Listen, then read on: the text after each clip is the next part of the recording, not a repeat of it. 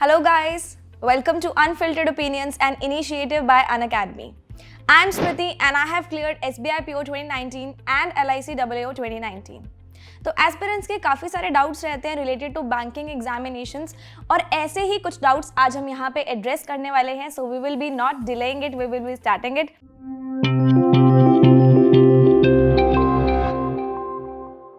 So the first question is, how do I know if I am completely prepared for my examinations?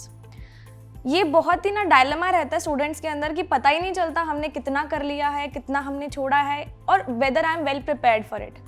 देखो, जब आप अपनी preparation start करते हो ना, तो स्टार्ट हमेशा ज़ीरो से होता है. कभी भी ऐसा नहीं मानना कि हमेशा हमें 10 से स्टार्ट करना है या 100 से स्टार्ट करना है and we have to go to the thousands. नहीं, ज़ीरो से शुरू होगा और 100 तक हम जाएंगे. और इस जर्नी में आपको हमेशा इम्प्रूवमेंट लानी होती है. जब आपको पता चलेगा कि आप में इम्प्रूवमेंट आ रही है तो आपको खुद से कॉन्फिडेंस बिल्डअप होगा. इम्प्रूवमेंट कैसे पता चलेगी? इम्प्रूवमेंट पता चलेगी खुद को टेस्ट करके. जैसे कि हम सबको पता है एग्जामिनेशंस हम देते हैं, प्रिपरेशन हम करते हैं, मॉक टेस्ट भी हम लोग देते हैं. तो जितनी इंटरवल्स पे आप मॉक टेस्ट देते जाओगे, ज़्यादा से ज़्यादा मॉक टेस्ट दोगे, वहाँ पे आपको अपनी परसेंटाइल्स भी दिखती हैं, आपके रैंक्स भी दिखते हैं और मार्क्स भी दिखते हैं. If you are seeing it regularly कि आपकी परसेंटाइल इंप्रूव हो रही है, आपका रैंक बहुत अच्छा आ रहा है and you are getting a very decent score, then you are well prepared for examinations. Considering you are getting 90+ percentile and you are getting rank in 1 to 10 range. अगर आपका ऐसा रैंक आ रहा है मॉक टेस्ट में तो बहुत अच्छी बात है. क्विजेज आप अटेंड कर रहे हो, बहुत अच्छे नंबर आ रहे हैं, then you are well prepared for examinations. How many times can I give a bank PO exam? तो यहाँ पे ना 2 कैटेगरीज रहेंगी, हमारे IBPS की रहेंगी और SBI की रहेंगी. SBI PO अगर मैं कंसीडर करूँ तो हमारे पास 4 अटेम्प्ट्स होते हैं. 4 अटेम्प्ट्स में हमें क्लियर करना होता है, जिसको भी करना है. एंड IBPS PO की बात करूँ तो हमारे पास अनलिमिटेड अटेम्प्ट्स होते हैं. आप नहीं हो रहा पहली बार में, कोई बात नहीं, नेक्स्ट टाइम अटेम्प्ट दो, फिर नेक्स्ट टाइम दो, you are good to go. So the next question is, what is the best time to start preparing for the bank examination? Do you need a right time? I guess no. अगर आपने आज सोच लिया है कि आपको कुछ करना है, whether it is bank exam, SSC exam और इंश्योरेंस एग्जाम, कोई भी एग्जामिनेशन है, बस सोचा है ना तो उसको करना है. हमें राइट टाइम पे शुरू नहीं करना है, हमें इस टाइम को राइट टाइम बनाना है ताकि आगे राइट टाइम पे हमें सक्सेस बहुत अच्छी मिल जाए. So next question is, there are so many examinations throughout the year, should I write all or pick 1 or 2 and focus on them? हाँ, बहुत सारे एग्जामिनेशंस होते हैं, whether it be probationary officers के होते हैं, क्लरिकल के होते हैं और डिफरेंट ऑर्गेनाइजेशंस के होते हैं. तो अगर आप प्रिपेयर कर रहे हो, अगर आपका स्टार्टिंग फेज भी है, मैं आपको यही कहूँगी कि आपको हर एक एग्जामिनेशन लिखना है. चाहे आप 0 पे हो, आपको तो भी देखना है कि एग्जामिनेशन आ कैसा रहा है. पहले एग्जामिनेशन में 10 नंबर भी नहीं आएंगे, लेकिन डीमोटिवेट नहीं होना है. अपने को सारे एग्जामिनेशंस देने हैं. जैसे जैसे आप देते जाओगे वैसे वैसे आपको एक्सपीरियंस होगा और एक्सपीरियंस ही एक ऐसी चीज़ होती है जो हमें अपनी फाइनल सक्सेस तक लेके जाती है. तो सारे के सारे एग्जाम्स लिखने हैं और डेफिनेटली वो एक एग्जाम ऐसा होगा जो आपकी ज़िंदगी बदल देगा. Now the next question is, dos and don'ts for the prelims. तो प्रीलिम्स एग्जामिनेशन हमारा फेज़ 1 होता है, पहला फेज़ होता है, पहला टियर होता है. इसमें काफ़ी बच्चे ना थोड़े से डायलेमा में होते हैं कि हमें क्या करना चाहिए, क्या नहीं करना चाहिए. तो यहाँ पे छोटा सा बताऊंगी डूज एंड डोंट्स. सबसे पहले ना डोंट्स बताऊंगी, डूज में फिर अच्छी बात हो जाएगी ना. डोंट्स में ऐसा है कि आप लोग सिर्फ और सिर्फ प्रीलिम्स एग्जामिनेशन पे टारगेट करते हो. प्रीलिम्स है तो प्रीलिम्स ही पढ़ेंगे, मेंस का हम नहीं पढ़ेंगे. तो आपको ये चीज़ नहीं करनी है कि आप सिर्फ प्रीलिम्स का पढ़ रहे हो, आपको अपने मेंस को भी साथ में लेके चलना है, आपको अपने डिस्क्रिप्टिव को भी साथ में लेके चलना है, कंसीडरिंग PO एग्जामिनेशंस. दूसरी गलती हम क्या करते हैं, हम लोग स्पीड और एक्यूरेसी में से सिर्फ एक चीज़ को चुन लेते हैं कि हमें तो स्पीड चाहिए, एक्यूरेसी तो हमारे पास आ ही जाएगी.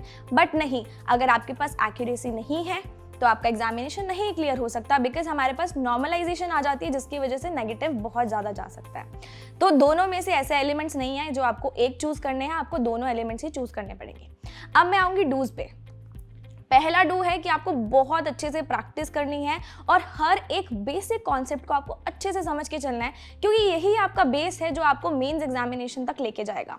क्लियर योर बेसिक्स फर्स्ट, बहुत अच्छे से कॉन्सेप्ट्स को करो. शॉर्ट ट्रिक्स हम मानते हैं कि हेल्पफुल होती हैं, बट शॉर्ट ट्रिक्स हाँ ठीक है, थोड़ा बहुत आप करो उसको भी, वो भी आपको आपकी स्पीड बढ़ाने में काम देंगी. सेकेंड इज स्पीड और एक्यूरेसी। अगेन आपको दोनों को साथ में लेके चलना है, और स्पीड और एक्यूरेसी आपकी तभी आ सकती है जब आप बहुत अच्छे से प्रिपेयर करोगे, आप डिफरेंट क्विजेस लगाओगे, मॉक टेस्ट ढेर सारे दोगे और खुद को रेगुलर इंटरवल्स पे टेस्ट करोगे। Now the next question is dos and don'ts for the mains examination. अब प्रीलिम्स तो हमारा हो गया, अब मेंस एग्जामिनेशन आने वाला है। मेंस एग्जामिनेशन में हम क्या गलती करते हैं कि हम लोगों ने प्रीलिम्स में तो पढ़ा नहीं होता और मेंस एग्जामिनेशन में आके वो 20 दिन में हमसे प्रिपेयर हो नहीं पाता।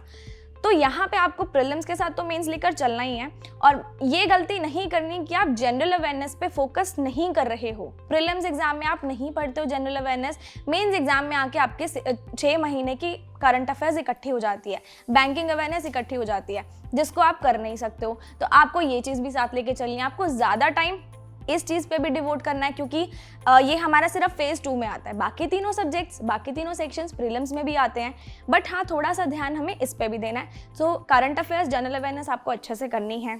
Next thing is mock test. Mock test की क्या बात रहती है? प्रीलिम्स के तो हम बहुत सारे दे लेते हैं, मेंस में आके हम सोचते हैं कि यार मॉक टेस्ट तो नहीं देंगे, 1-2 दे के हमारा काम बन जाएगा, बट नहीं। अगर आप एग्जामिनेशन देने जा रहे हो, अगर आपका गोल है कि मुझे फर्स्ट अटेम्प्ट में क्लियर करना है, तो उसके लिए पहले से रेडी होके जाओ ना। आईना जब हम रेडी होकर जाते हैं, किसी मैरिज में जाते हैं, पार्टी में जाते हैं, देखते हैं खुद को कि यार अच्छे से तैयार हुए हैं या नहीं हुए, तो नहीं होते तो उसको ठीक करते हैं ना। तो एग्जामिनेशन भी उसी तरीके से है ना, आप पहले से अच्छे से तैयार होकर जाओ कि एग्जामिनेशन में आपको लगे यार मैं तो फुल प्रिपेयर्ड हूँ, मेरा इसी अटेम्प्ट में क्लियर होगा। एंड मेंस के मॉक टेस्ट जो हैं आपको अच्छे से देने हैं। नाउ डोंट्स, आपको क्या नहीं करना है? मेंस के मॉक टेस्ट आपको सबमिट करके नहीं देने हैं। जब आप वो 3.5 घंटा बैठोगे अपनी कंप्यूटर स्क्रीन के आगे, तो आपकी एक तो सिटिंग बनेगी और आपको ये पता चलेगा कि उस 3.5 घंटे में मेरा स्टेट ऑफ माइंड क्या है। मैं फ्रस्ट्रेट हो रहा हूँ, मैं बहुत सैड हो रहा हूँ, मुझे नहीं आ रहा है, मुझे उस चीज़ को टैकल करना आएगा अगर मैं मेंस के मॉक टेस्ट बिना सबमिट किए दूंगा। आपसे एक क्वेश्चन भी ना बने, लेकिन 45 मिनट्स में ट्राई करो यार, अगर मेरा एग्जामिनेशन ये होता, अगर मैं आज एग्जामिनेशन दे रहा होता, तो मेरा क्या स्टेट ऑफ माइंड होता, मैं कैसे क्लियर करता। जब वो मन में आएगा ना, तो डेफिनेटली सब चीज़ें अपने आप होने लगती हैं। ऑल्सो मेंस एग्जामिनेशन का एक डोंट और है कि आप लोग क्या करते हो ना, सारे सब्जेक्ट्स पे इक्वली फोकस नहीं करते हो। अब जैसे मैंने पहले भी बोला, जनरल अवेयरनेस पे फोकस करना है, आपको टाइम डिवोट करना है, लेकिन उसका मतलब ये नहीं है कि आप सारा दिन वही करो, आप बाकी सब्जेक्ट्स भी करो। आपको लगता है कि आपकी प्रैक्टिस पहले से अच्छी हो चुकी है, तो ट्राई टू डू कि आप मॉक टेस्ट से अपने बाकी सेक्शंस की रिविजन करो। एक सेक्शन के चक्कर में बाकी सेक्शंस को नहीं छोड़ना, और बाकी सेक्शंस के चक्कर में उस एक इंपॉर्टेंट सेक्शन को नहीं छोड़ना। And you must know your strengths and weaknesses, कि आपको कहाँ अच्छा स्कोर करना है और कहाँ आपका थोड़ा सा वीक है, जिसको हम लोग थोड़ा सा ठीक करके एक एक्स्ट्रा एज गेन कर सकते हैं। So the next question is dos and don'ts for the GD and PI। Group discussion and personal interview में क्या रहता है ना, कि ग्रुप डिस्कशन में बहुत सारे हमारे साथ के एस्पिरेंट्स होते हैं जिनके साथ हमें कम्युनिकेट करना होता है। तो सबसे पहले डू हमारा यही रहेगा कि हमें कम्युनिकेशन आना चाहिए। कम्युनिकेशन कैसे आता है? आप अपने घर पे अपने पेरेंट्स से बातचीत करो, अपने कजन से बातचीत करो। बातचीत करेंगे ना तभी कुछ होगा। आप बैठे हो, आप इंट्रोवर्ट हो, आपको कुछ नहीं आ रहा है, तो फिर कुछ नहीं हो पाएगा। आप उन एस्पिरेंट्स के सामने बोल ही नहीं पाओगे, और वो आपको एकदम से बोलते हैं ना कि ओवर पावर कर जाएंगे, एक्स्ट्रा एज ले जाएंगे, और आप बैठे के बैठे रह जाओगे। आपको कम्युनिकेशन आना चाहिए। And you must have the confidence. Confidence तो आप में होना ही चाहिए, बिकॉज अगर कम्युनिकेशन आता है, कॉन्फिडेंस नहीं है, मेरे को मेरे मन में बात पता है कि मुझे बोलनी है, बट मुझे ये नहीं पता कि मुझे कैसे प्रेजेंट करना है, तो मैं कैसे बोल पाऊंगा। कम्युनिकेशन भी आना चाहिए। नॉलेज आपको अच्छी खासी होनी चाहिए, क्योंकि हम लोग जब भी डिस्कशंस करते हैं ना, हमारे जो रिसेंट सिनेरियोज चल रहे होते हैं, आसपास की चीज़ें होती हैं, उसके बारे में एक अच्छी इन्फॉर्मेशन होनी चाहिए, तो वो चीज़ भी बहुत ज़रूरी है।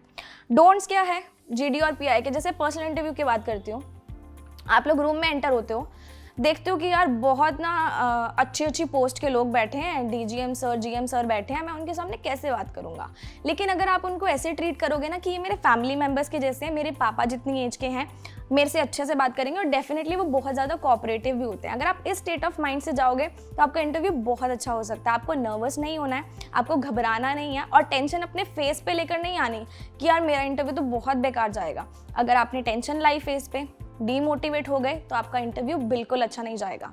ऑल्सो इंटरव्यू के अंदर अगर आपसे कोई मिस्टेक हो जाती है बोलते बोलते, या फिर आपको कुछ अच्छा सा नहीं लग रहा होता, तो आप लोग ना ऐसे मायूस सा चेहरा मत बनाना। एक तो आप एंटर होते हो बहुत मायूस होते हो, फिर आप वापस जाते हो तो भी बहुत मायूस होते हो, तो आपको मार्क्स नहीं मिलेंगे, क्योंकि उनको ऐसा पर्सन चाहिए। Banking industry is that industry जहाँ पे आपको कम्युनिकेशन करना पड़ता है लोगों से, और अगर आप वही मायूस चेहरा बैंक में लेकर जाओगे तो क्या आप अच्छे से काम कर पाओगे? नहीं कर पाओगे ना। तो इंटरव्यू में चाहे आपको कुछ आ रहा है चाहे आपको कुछ नहीं आ रहा, आपको एक स्माइलिंग फेस के साथ जाना है, बहुत अच्छे से बात करनी है और स्माइलिंग फेस के साथ बाहर आना है। डेफिनेटली आपको एक्स्ट्रा मार्क्स उसके मिल सकते हैं। Next question, what do I do if I don't know most of the questions in the interview. ये बहुत ही प्रैक्टिकल सी बात है, हमें सारे क्वेश्चंस का आंसर तो नहीं पता होता, हम लोग काफ़ी अच्छे से प्रिपेयर करके जाते हैं, बट काफ़ी क्वेश्चंस ऐसे होते हैं जो वो थोड़ा सा प्रैक्टिकली पूछ लेते हैं या out of the syllabus, out of the context पूछ लेते हैं। जस्ट वो आपके पेशेंस को टेस्ट करते हैं, वो आपके कामनेस को टेस्ट करते हैं। तो उस सिचुएशन में आपको क्या करना है, क्वेश्चंस आपको नहीं आ रहे हैं, just wear a smile on your face, sorry sir I don't know but I will definitely learn about it। तो इतना बोल के आप छोड़ दो। आपको कॉन्फिडेंट रहना है, आपको नहीं आ रहा तो भी आप कॉन्फिडेंट हो, आप अच्छे से कम्युनिकेट कर रहे हो, तो सामने वाले पर्सन को भी पता चलेगा कि शी और he is having such confidence कि अगर कोई कस्टमर आ जाता है और इनको कुछ नहीं पता होता तो वो कॉन्फिडेंटली उस सिचुएशन को हैंडल कर सकते हैं। So this is the only कि आपको इस सिचुएशन को इस तरीके से हैंडल करना है। Now the next question is, what are the qualities the panel wants to see in the interview? Interview के बारे में मैंने पहले भी बात की, आपको कॉन्फिडेंस चाहिए होता है, आपको कम्युनिकेशन स्किल्स चाहिए होती हैं। तो सबसे पहले कम्युनिकेशन स्किल्स बहुत मैटर करती हैं, कॉन्फिडेंस बहुत मैटर करता है, लीडरशिप स्किल्स भी बहुत मैटर करती है। क्यों? क्योंकि अगर आप प्रमोशंस लेते हो, आप हायर स्केल पे जाते हो, तो आपको उस पूरी ब्रांच को, उस पूरे एरिया को मैनेज भी करना होता है और अच्छा लीडर भी बनना होता है कि हमें हर एक जने को हर एक चीज़ बतानी है। तो अगर आप में वो लीडरशिप क्वालिटीज़ हैं, अगर आप में मैनेजरियल स्किल्स हैं, आपको अच्छे से मैनेज करना आता है, तो भी आप सब काम अच्छे से कर सकते हो। तो ये 3-4 छोटी सी बातें हैं जो आपके अंदर होनी चाहिए। अगर नहीं भी है ना, तो इंटरव्यू में खुद को ऐसे प्रेजेंट करो कि हाँ मेरे पास सब कुछ है, I am the perfect person जो आपकी ऑर्गेनाइजेशन को बहुत ही स्मूथली वर्क करवा सकता है। You have to be like this and you are good to go. Next question, how do so many people score full marks in the interview. तो बार बार interview के बारे में बात हो रही है, कम्युनिकेशन स्किल्स और पेशेंस, कामनेस, यही सब एलिमेंट्स हैं जो एक पर्सन रखता है जो इंटरव्यू में अच्छा स्कोर करता है। ऑल्सो उसको काफ़ी अच्छी नॉलेज होती है अपने बैकग्राउंड के बारे में, जहाँ वो रहता है, उसके खुद के बारे में, क्या उसने किया है, क्या उसका सब्जेक्ट है। सब्जेक्ट के बारे में बेसिक नॉलेज भी होनी बहुत ज़रूरी है। जैसे मान लो if someone is from commerce background, तो उसको पता होना चाहिए कि 11th-12th में उसने जो भी पढ़ा था वो उससे एक्सपेक्टेडली पूछा जाएगा, बिकॉज वो हम लोग स्कूल में पढ़ के आते हैं। अभी तो हम इतने बड़े हो चुके हैं कि हम लोग अपना कॉम्पिटिशन फाइट कर रहे हैं, तो वो छोटी छोटी सी चीज़ें वो लोग भी एक्सपेक्ट करते हैं कि हाँ आपको बैलेंस शीट के बारे में पता होना चाहिए, आपको जर्नल एंट्रीज के बारे में पता होना चाहिए, बेसिक नॉलेज होगी, करंट अफेयर्स जो हमारे करंट इश्यूज चल रहे हैं, हॉट टॉपिक्स चल रहे हैं, उसके बारे में पता होना चाहिए। तो कॉन्फिडेंस रखने के साथ साथ नॉलेज भी बहुत ज़रूरी है। और अगर आप हर एक क्वेश्चन का आंसर टू द पॉइंट करते हो, बहुत अच्छे से करते हो, तो डेफिनेटली आपको भी फुल मार्क्स मिल सकते हैं। So moving on to the next question, is work experience before the banks job helpful. तो वर्क एक्सपीरियंस देखो, चाहे आप प्राइवेट सेक्टर से हो चाहे आप पब्लिक सेक्टर से हो, आपको अगर आप बैंक में जा रहे हो तो इतना कुछ फ़र्क नहीं पड़ता है। फॉर एग्जांपल इंटरव्यू देने आप जा रहे हो, अगर आप पहले से क्लरिकल में हो और आप पीओ का इंटरव्यू दे रहे हो तो इतना फ़र्क नहीं पड़ता है। वो फ्रेशर को भी उसी स्केल पर रखेंगे जितने स्केल पर वो एक्सपीरियंस पर्सन को रखेंगे, क्योंकि उनको भी पता है हमें एक ऐसा पर्सन चाहिए हमारी ऑर्गेनाइजेशन में जो बहुत ही अच्छे से कॉन्फिडेंटली हर एक सिचुएशन को हैंडल करे और जिसको हर एक चीज़ के बारे में पता हो सकता है वो एक्सपीरियंस्ड पर्सन को ना पता हो और आपको फ्रेशर को पता हो, so you will be selected and not that person. तो इतना कुछ मैटर नहीं करता है, ज़्यादा कुछ नहीं सोचना है। Next question, should I start my preparation from the very basic और directly start with the bank examination centred sources. यहाँ पे ये क्वेश्चन थोड़ा सा मिक्सअप करना चाहूँगी। फ्रॉम द वेरी बेसिक, हमें एग्जामिनेशन की तैयारी बेसिक से तो शुरू करनी ही होती है, बिकॉज मैंने आपको पहले भी बोला 0 से टारगेट करके 100 पे जाना है, तो 0 से ही शुरू करेंगे, बेस से ही शुरू करेंगे, लेकिन बैंक एग्जाम सेंट्रिक सोर्सेज से ही शुरू करना है। ऐसा नहीं है कि आप बहुत ज़्यादा भटक रहे हो, आप डिफरेंट प्लेटफॉर्म्स पे जाके बस अपना टाइम वेस्ट कर रहे हो कि मुझे कहीं से कुछ मिल जाए। एक सोर्स चुनो, स्टार्टिंग में टाइम लगेगा, 1 हफ्ता खुद को टाइम दो कि मुझे एक अच्छा सोर्स फाइनलाइज करना है। उस सोर्स को फाइनलाइज करने के बाद उसी को ही रिलीजियसली फॉलो करो एंड बिल्कुल बेसिक से एडवांस पे आपको जाना है, आपका एग्जामिनेशन डेफिनेटली क्लियर हो सकता है। How do I avoid silly mistakes? Silly mistakes हम तब करते हैं जब हम लोग अपने आप पे ओवर कॉन्फिडेंस रखते हैं और हम बहुत ज़्यादा ना एक जल्दबाजी में होते हैं। हमें ऐसा होता है कि हमें पेपर बहुत जल्दी जल्दी खत्म करना है और जल्दी जल्दी खत्म करके हम लोग यहाँ से भाग जाएंगे, बट ऐसा नहीं होता है। एग्जामिनेशन हॉल में आप जाते हो, सभी इकट्ठे आते हैं, सभी इकट्ठे जाते हैं, तो आपको भी उसी स्टेट ऑफ माइंड से आना है, स्पीड अपनी प्रॉपर रखनी है, लेकिन इतना ओवर कॉन्फिडेंस नहीं रखना कि हाँ यार एक क्वेश्चन मैंने किया तो मेरा सही होगा, जबकि आपका वो क्वेश्चन गलत हो सकता है। आपको हर एक चीज़ बहुत अच्छे से करनी है, टाइम बच रहा है तो उसको चेक करना है। एक्यूरेसी नहीं आ रही तो सोचो ना यार कि मैं कौन सा क्वेश्चन गलत कर रहा हूँ, मुझे गेस वर्क नहीं करना है। तो ये छोटी छोटी सी चीज़ें हैं जो हमें ध्यान रखनी है, जिससे हमारी सिली मिस्टेक्स अवॉइड हो सकती हैं। And now moving on to the last question, how to make my basics like calculation strong. हमारी कैलकुलेशंस क्वांट सेक्शन में आती हैं, तो यहाँ पे कैलकुलेशन स्ट्रॉन्ग करने के लिए सिर्फ 3 चीज़ें रिक्वायर्ड होती हैं। First is simplifications, approximations, second is number series and third is quadratic equations. आपको डेली बेसिस पे 30 to 40 क्वेश्चंस इन टॉपिक के करने हैं, मतलब क्यूमुलेटिव बोल रही हूँ, इंडिविजुअल नहीं बोल रही। जैसे 10 क्वेश्चन सिंप्लीफिकेशन के कर लिए, 10 अप्रॉक्सीमेशन के, इस तरीके से 30-40 क्वेश्चंस आपको डेली रखने हैं from your start of the preparation, जब आप 0 से स्टार्ट करो टिल द एंडिंग, जब तक आपका मेंस एग्जामिनेशन नहीं हो जाता, जब तक आप कॉन्फिडेंट नहीं हो जाते कि मेरा एग्जामिनेशन क्लियर होगा। इस चीज़ को अगर आप 1 साल के लिए, 1.5 साल के लिए, 6 मंथ्स के लिए भी प्रैक्टिस करे हो ना, डेफिनेटली स्पीड आएगी। बस एक बार शुरुआत करने की देर है और कंसिस्टेंट रहना है। कंसिस्टेंट हम रहेंगे, स्पीड अपने आप ही आ जाएगी। So these were all the questions. If you have more such questions, then please mention them in the comment section below. For more such videos, do subscribe the channel and do not forget to hit the like button. Thank you so much.